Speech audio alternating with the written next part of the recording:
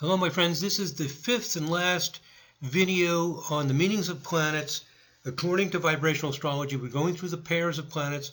We're up to Jupiter. So what does an aspect between Jupiter and Saturn mean, whether it's a conjunction, a square, a trine, whatever aspect it is in vibrational astrology? It means structures and designs and planning. Jupiter-Saturn is planning. It's designs, it's efficiency, quality control. It leads to success in business. And a good phrase for it is regulated growth. What happens here is that Jupiter wants to grow, bigger, bigger, bigger. Saturn says, what is it that's growing? Are we growing what's really important to grow? Are we just adding on fat, excess, or is this really important? Jupiter-Saturn becomes a plan. How to take what's really important, what we really want to get done. What do we want to get done in this business? Well, we want to provide the best shoes in the world. Maybe we're a manufacturer of shoes. We want these shoes to last. We want them to look good. It thinks about what this is really about. It's not about just making money. It's about the shoes. How do we grow that? What's our plan? Will our plan develop what we really want, or is it going to distract us? Jupiter-Saturn leads to success. If you stick with a plan that focuses on what's really important and you think about ways to grow it, you're going to succeed. So Jupiter-Saturn is design and structure, and it leads to success because of that. Jupiter-Uranus, enthusiasm, exuberance. People have found that it brings good luck. There's an astrologer, Amanda Selva, who did research on when people win lotteries and are lucky, and Jupiter-Uranus was prominent. I think if that research is replicated enough, it'll be validated. It brings good luck. How can a planet bring luck? Because when you're enthusiastic, when you're exuberant, when you're thrilled and it's this buoyant, bubbly attitude, it attracts good things.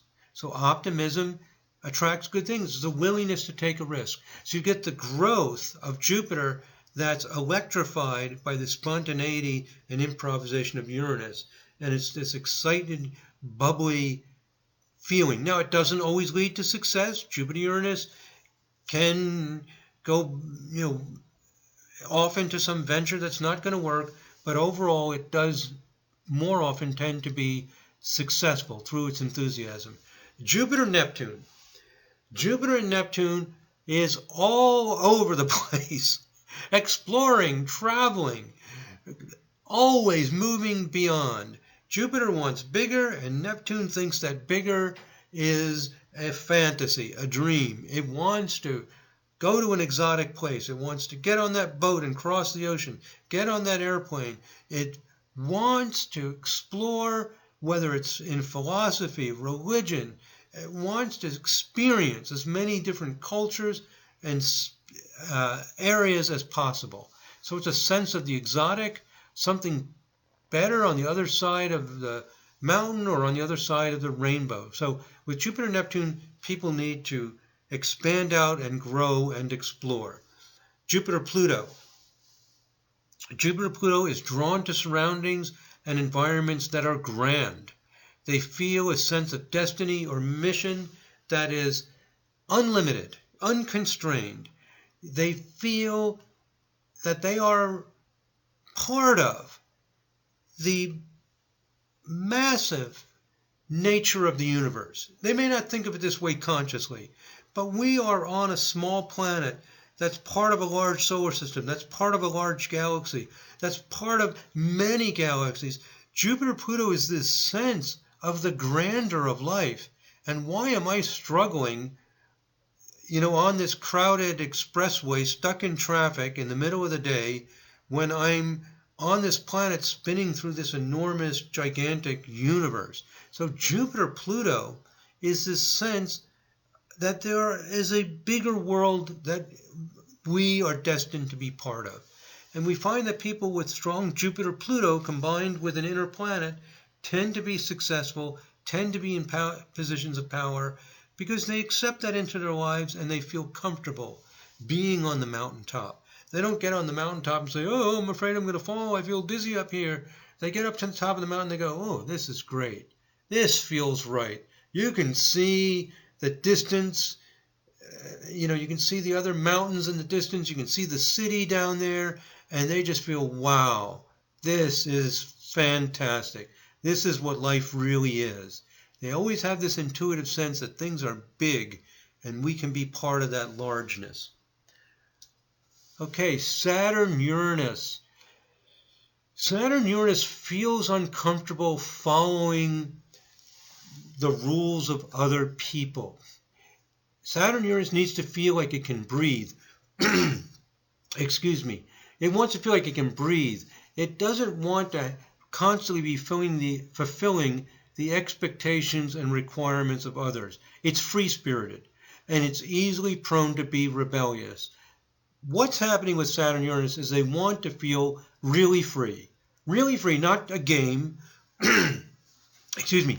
Not to rebel just for the purpose of rebelling, not to be weird, just to be weird, but to feel really free, to really be able to breathe, to really express yourself, to say what's on your mind without being criticized, without being worried that somebody's going to make fun of you.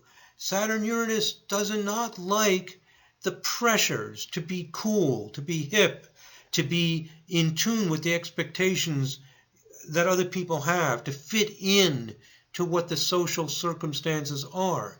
They just want to be real, and they want to be able to say what's on their mind and do what they want to do and dress the way they want to dress. Excuse me. So Saturn Uranus is this need for real freedom to really be themselves and express themselves the way they are. It's very important because you'll see when in communication, when people are not allowing them to say what's on their mind or denying what their feelings are, it's very disturbing. They become very out of sync with what's going on. They need to find their own way and feel free. Saturn, Neptune. What happens here with Saturn, Neptune is a distaste for glitter and glamour. That's the main thing with Saturn, Neptune. They are suspicious by nature. They tend to be cynical and suspicious. They're always have an eye out thinking, oh, maybe they're being hypocritical. Are they being true to their real ideals? Was Abraham Lincoln or some other great idol in some country's mythology really such a noble character? What was he? Was Martin Luther King really so great? Did they really follow their dream? And were they really honest? They're seeking some sincerity, always cynical, always on the lookout for some hypocrisy or superficiality. They dislike the glitter and the glamour. So they're very skeptical of a lot of spiritual images or high ideals, religions. They'll see, the Catholic Church with all of their hypocrisies and all the bad things they've done. So they're looking for honesty on the path. And the positive side of Saturn Neptune is exactly that. They get out of all the hypocrisy, all of the superficiality, and they are real, sincere seekers on the path to see what's really meaningful and important in life. That's the key thing with Saturn Neptune. You'll find people with strong Saturn Neptune aspects combined with inner planets. Very often it feels like astrology. People that have thrown out the usual answers, that have their own hypocrisies and superficialities, as they're on a search for something sincere and honest and real and fundamental to guide their lives and to guide their visions and their dreams. Saturn, Pluto. Boy, Saturn, Pluto is severe, can be ascetic. It can just cut out everything. Saturn's desire to get to the essence becomes obsessive, and they will just take everything out of their lives. They'll live with minimalism. Sometimes they like to camp out in the wilderness. They like to get rid of everything extraneous and unnecessary. They're able to endure hardship for a purpose. You'll often see Saturn Pluto connected to an inner planet in the charts of the world's greatest athletes. What would outstanding athletic ability have to do with Saturn Pluto? These are the people who practice, where they're sweating, and they keep going. They're able to live with that minimalism. Other people say, okay, enough's enough. They're not going to be that strict. They're not going to be that sacrificing. Saturn Pluto can just say, this is what I'm doing. This is important to me. I'm going to do this. I'm going to get this right. And they will sacrifice other things to get to that result. So that's it. Sacrifice and commitment. And often achieve excellence, and they have tremendous inner strength. Saturn and Pluto. Uranus, Neptune. Now, I said Neptune is not as spiritual, not as psychic as people think it is. Uranus, Neptune is the psychic combination. Uranus, Neptune is what parts the veil to the astral plane. It parts the veil to the mysteries of the universe. It's inspired and visionary. It's inclined to be psychic. This is where psychic talent comes from. Excuse me. This gives a vivid imagination. They need experiences that make them feel awakened, inspired, enlightened. Neptune, this desire for magic, becomes electrified and in the instant. They want that magic now. They want to feel lifted off the ground, feel inspired this instant, fully alive, fully awake, not just some story in a book. It gives a high sensitivity to drugs and an inclination to take drugs because it's the quickest and easiest way to lift yourself out of mundane reality. And usually, if with a strong Uranus Neptune, they don't really need that, and it can be disorienting and destabilizing, because Uranus Neptune tends to be a little destabilized already without any drugs or anything like that. So it's inspiration, it's vision, it's out of this world sensitivity.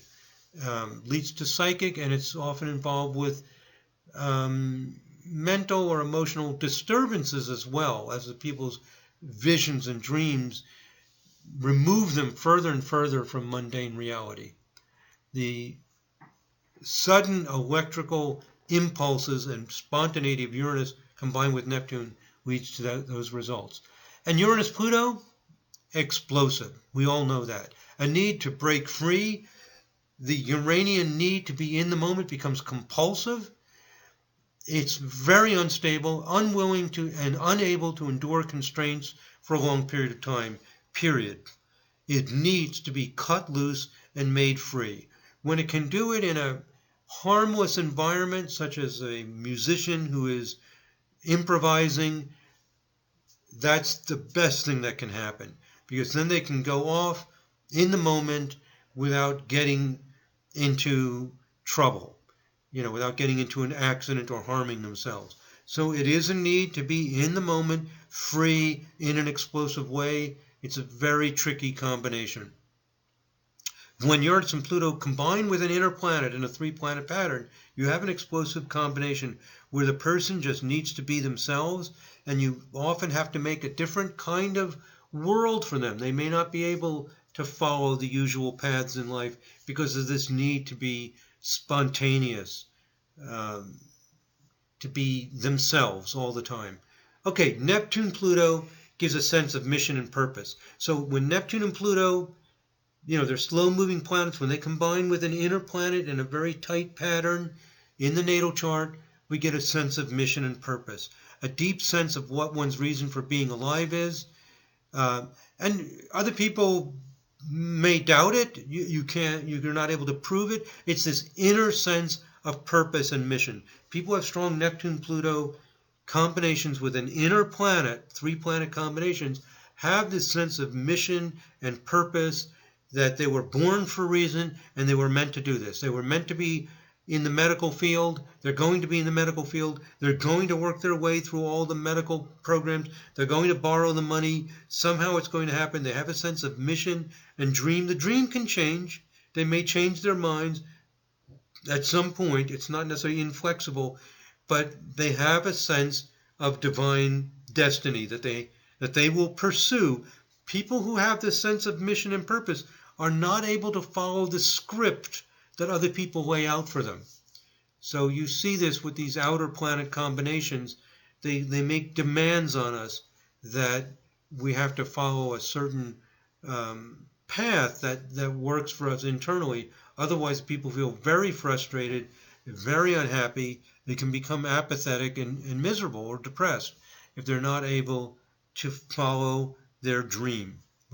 When Neptune is involved with Pluto, it's an obsessive need to follow your dream.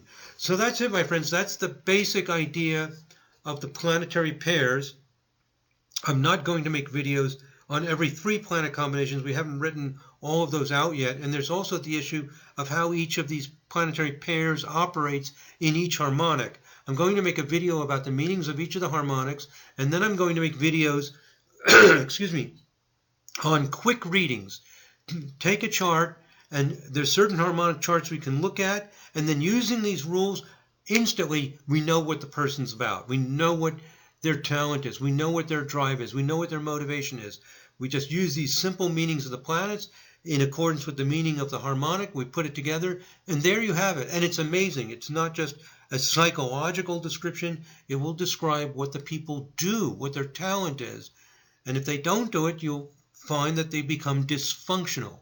But as long as they're functional and positive and have constructive lives, they will be doing the things that these planetary combinations say that they should be doing. So I'll make another video on the meanings of some of the basic harmonics, and then we'll show you how this all gets applied in the charts of some people with what we call quick readings. We also have the videos on the meanings of harmonic charts, the great athletes, the great musicians.